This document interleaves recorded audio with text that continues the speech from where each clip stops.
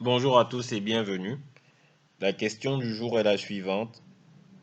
Peut-on investir dans un pays qui traverse une situation de crise et si oui, comment faire? Première question, peut-on investir dans un pays qui traverse une situation de crise? Oui, on peut investir dans un pays qui traverse une situation de crise. Pourquoi? Premièrement, parce que quelle que soit la situation de crise, en général, vous avez moins de 20% de la population qui va se déplacer et sortir du pays. Donc, vous avez 80% de la population au moins qui sera sur place et qui va continuer à avoir certaines habitudes. Donc, ce n'est pas parce qu'un pays traverse euh, une crise politique, une crise économique ou même a subi une catastrophe naturelle que les gens vont repartir au temps des cavernes. Donc, les gens vont continuer à consommer de la viande cuite, pas crue. Donc, si vous vendez de l'huile, par exemple, vous serez toujours en mesure de vendre de l'huile. Si vous vendez euh, de l'énergie, donc du gaz ou de l'électricité pour cuire les condiments, vous aurez toujours du business. Les gens ne vont pas arrêter de se vêtir. Peut-être qu'ils vont diminuer un peu le budget vêtements, mais les gens vont continuer à se vêtir, ils vont continuer à se déplacer. Donc pour ces raisons-là, oui, pour raisonner en termes business, vous pouvez investir dans un pays en crise. Maintenant, comment le faire? Premièrement, déjà, il faut voir la nature de la crise. Est-ce qu'il s'agit d'une crise militaire, une crise politique, une catastrophe par exemple naturelle?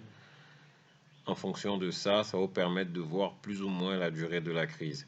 Ce qu'il faut savoir, c'est qu'après une crise en général, vous avez une période de reprise, vous avez une période d'investissement, donc déjà vous pouvez en bénéficier.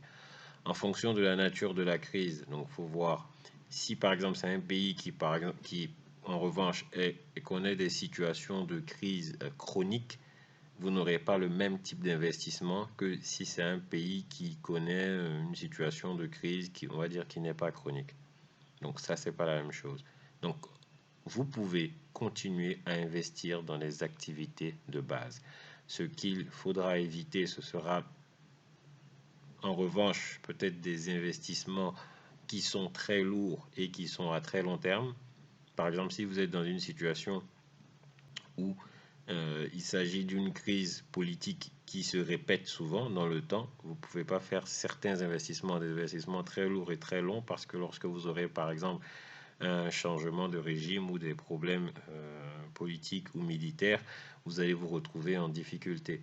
Mais si par exemple c'est une crise, une, une, une catastrophe naturelle, vous pouvez faire des investissements par exemple à long terme parce qu'il ne s'agit pas du même type de problème. S'il s'agit d'une crise économique qui est due à un contexte spécifique, à une crise qui est conjoncturelle et non structurelle, vous pouvez faire également des investissements.